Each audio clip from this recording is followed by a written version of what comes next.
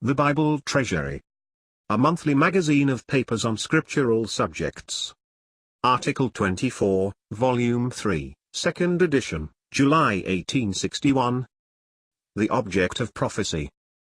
First edition, July, 1861 302. In ordinary works on prophecy it is assumed as an admitted, incontestable truth, that the Church is specially regarded in Daniel. And now, many believe that a godly Jewish remnant is in question, and cite the word in proof. This is a capital point. Why not discuss it? Why preserve a silence so absolute?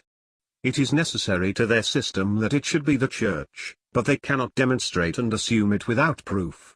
In truth, it is an utterly false principle, that God guides the world in view of the Church. Christ and His glory are the end of God's counsels. The Church will share His glory, and consequently it also enters into His counsels. But the difference is complete, because, if Christ is the end, the Jews, of whom He will be head and chief, are the object of God's government as to the world, and even the arrangements of the nations.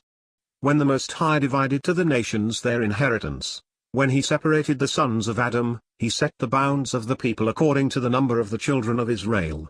For the Lord's portion is His people, Jacob is the lot of His inheritance. Now, this revealed end of God's arrangements on the earth is set aside, and the Church, or heavenly people, are substituted for Israel. It will be readily understood how completely all is changed thereby. For example, the greatest part of the prophecies apply to a time when Israel is more or less owned on earth. This fact is overlooked and shut out of the common system. Now, when Israel is owned as the object of God's dealings, the Church, where there is neither Jew or Gentile, is necessarily out of the scene. It is no longer a question of long years, but of a short work of God on the earth, of days whereof it is said, except they were shortened no flesh could be saved, a passage where the Saviour Himself directs our attention to Daniel and the predictions of the times, and an half, or 1260 days. This, then, goes to the bottom of the question in dispute between the two great schools. The historicalists in general avoid it carefully. They talk of the approaching tribulation as if it must needs be for the Church's portion to pass through it. They leave aside the Jews, as if they certainly were not concerned in such predictions, and thus the whole subject is involved in endless perplexity.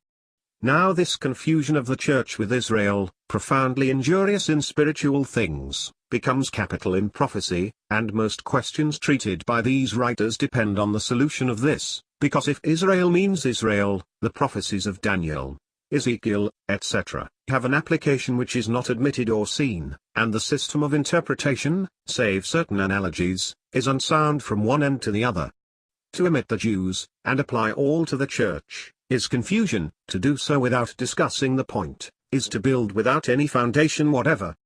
If the predictions of Daniel refer to the time when the Jews enter the scene of prophecy, all is overthrown. Now the Spirit says so several times in the last chapters of the prophecy, Daniel 10 verse 14, Daniel 11 verses 14, 30 and 31, Daniel 12 verses 1, 7 and 11, where these numbers occur, and the Lord, in speaking of Jerusalem and the Great Tribulation, sends us to the prophecies of Daniel, where these numbers are given. These men talk as if the statue in Daniel 2 were the key of prophecy, and the abridged plan of God's government of the nations. On the contrary, God's government, of the nations properly called, ceases during the duration of the powers represented by the statue, though, of course, His providence always acts. It is the time of the Gentiles, during which Israel is set aside, and God's government of the Gentiles, with Israel as the center and pivot of His rule. Before the statue, there were various independent nations which were the fruit of the judgment of Babel, and Israel occupied the central place, and God has established His throne there, whence He governed all the nations in relation to His people. Then came Israel's sin, ruin, and judgment, and at the capture of Jerusalem by the Chaldean king, the divine glory visits the city, and leaves it for a season. Ezekiel 1 verse 11, Then God set up imperial unity in the hands of a Gentile chief over the known world, His own people being in bondage, and Jerusalem trodden down by them till the times of the Gentiles are fulfilled.